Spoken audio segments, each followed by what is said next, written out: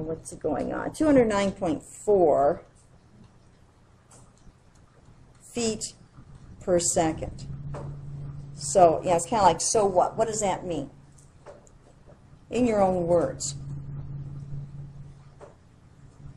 What does that mean? And you have to go back to maybe the whole problem.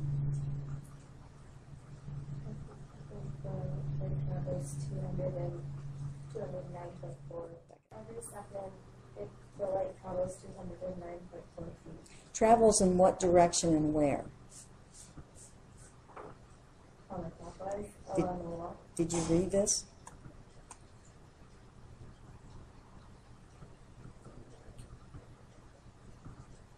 Along the wall. Yeah, along the wall.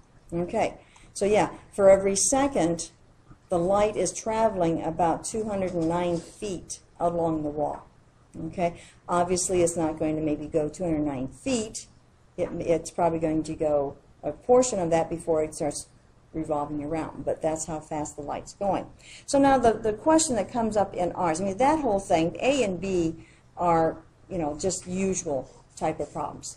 But now C takes us into the work we're doing. Find the limit as theta approaches pi divided by 2 from the less than pi divided by 2. Why is this from the less than pi divided by 2 direction? That's the way it's traveling. That's the way it's traveling. Okay, that's the way it's traveling, but why stop at pi divided by 2?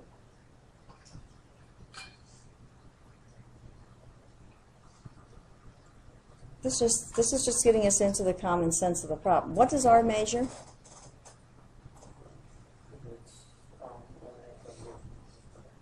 Say it again to me.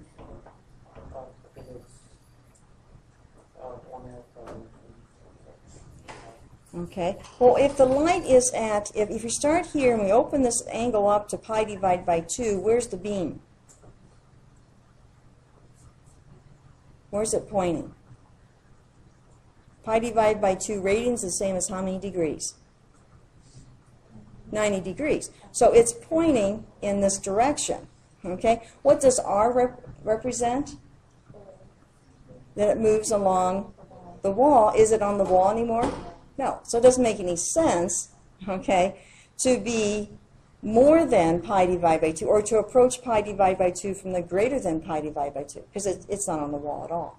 Okay? Again, these problems, math happens out there. We bring it in here and analyze it. So we have to understand what the reality is. If this light's twirling around, it's not going to be hitting the wall at all. Okay, so now we say, we're looking at, find the limit as theta approaches. So the first thing, what's the limit problem you're working on? The limit as what? Theta, yeah. You know, I'm going to get some people who try to put x in there. Okay, as theta approaches pi divided by 2 from the less than pi divided by 2, what is our function? And we find the limit of r. We're finding the limit of what? Input or output values? When you find a limit, this might be a good quiz question. When you find the limit, are you finding the limit of the input values or the output values? Output values, yeah. Remember, we are in control of those input values. We decide what input values to use. Our question is, what's happening to the output values? So we're looking at output values. If that's something that you're not real sure of, you better be certain before Thursday. So the limit of the output as the inputs, okay? So now we need to know what is the function that we're using. What's the output representation of the function here?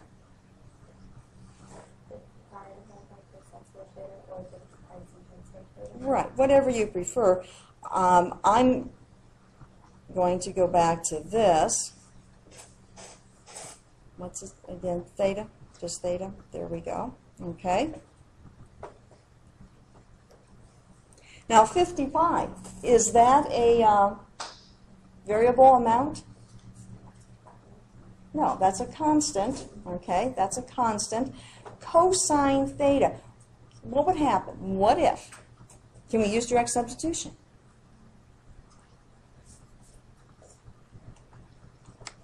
Cosine of pi divided by 2 is what?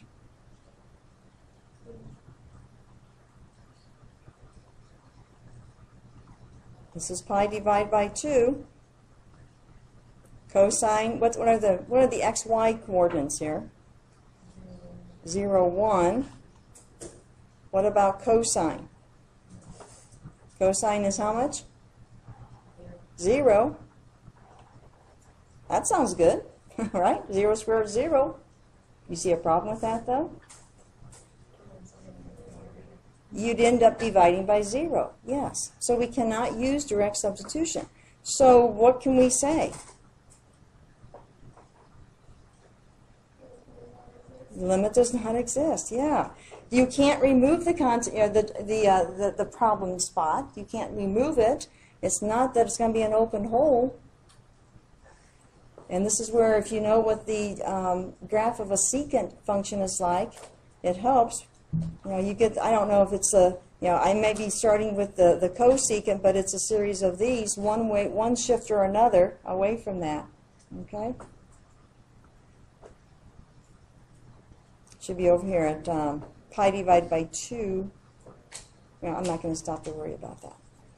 It's one of those days here. Okay, so it does not exist. Do you think it's because of a reason?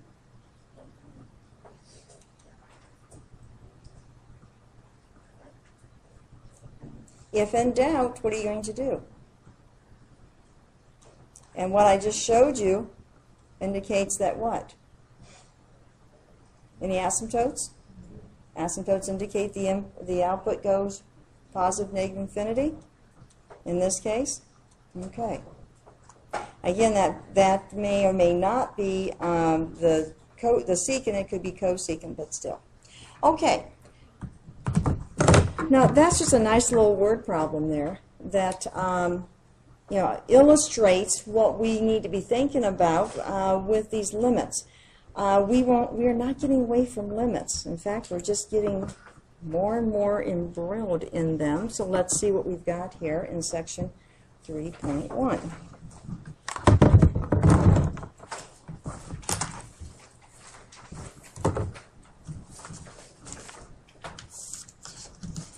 Again, all of that work you did on those activities, I hope you were, you know, you gave it some good thought, because we are building on what you did on those activities.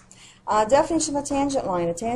A line is tangent to a curve at a point P if what? There's two of them. Tangent to a point P if it touches but does not cross at the curve P. Okay? A line is tangent at a point P if it touches but does not cross. Now that's the one that we usually think of as a tangent.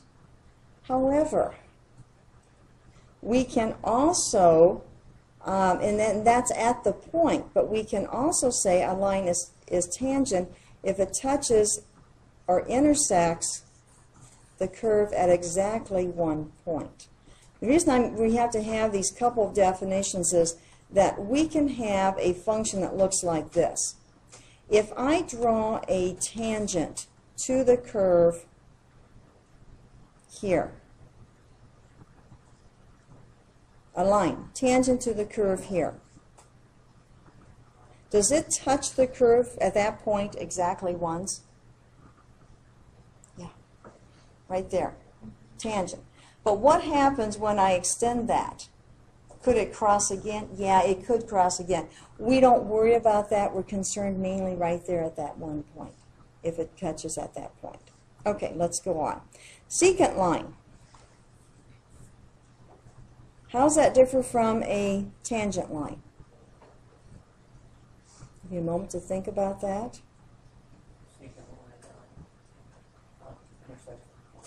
Okay, so it connects, let's see where we start here, a segment that connects 2 points on the curve.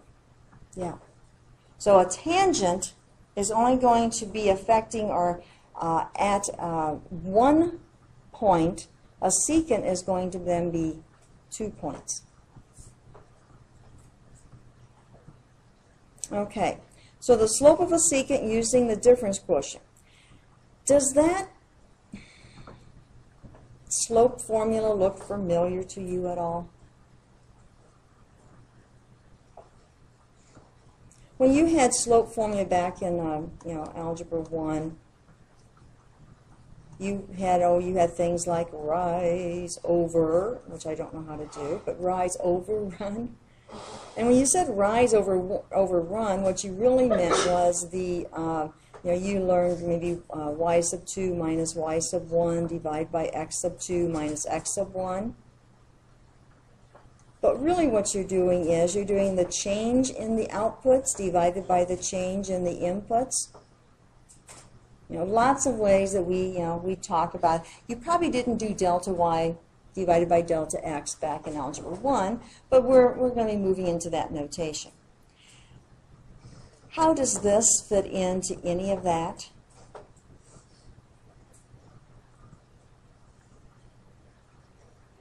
There's your delta x. I'll give you that.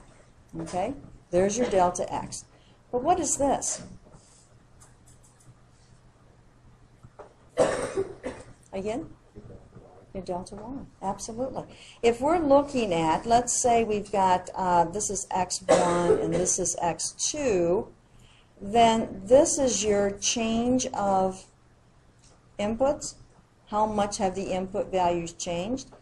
And now let me go back and use the terms that, let's see here. I want to use the terms that they use. So let me go back and put this in so I can use that. If this is C, so we're going to start with the value. Yeah, we're going to start with the value C here, and I add delta x to it. What is the new input? Yeah, if I start at 2 and I add a half, I'd be at 2 plus a half. If I start at 5 and add 7, I'd be at 2 plus 7 is 9. So this is C plus delta x. So I have an output value here, and that would be f of C. And I have an output value here. What's the output value for this point?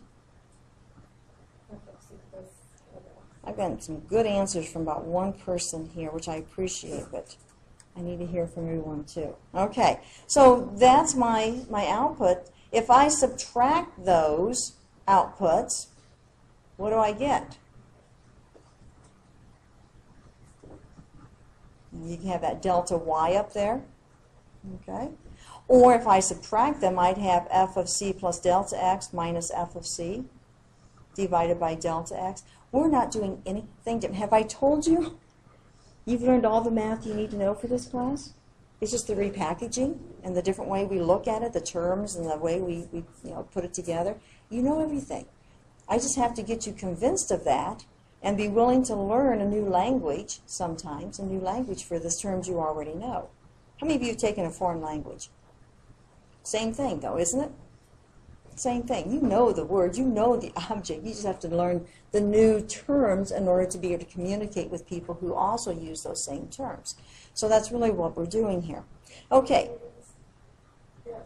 Oh, thank you. We don't want to go. Okay.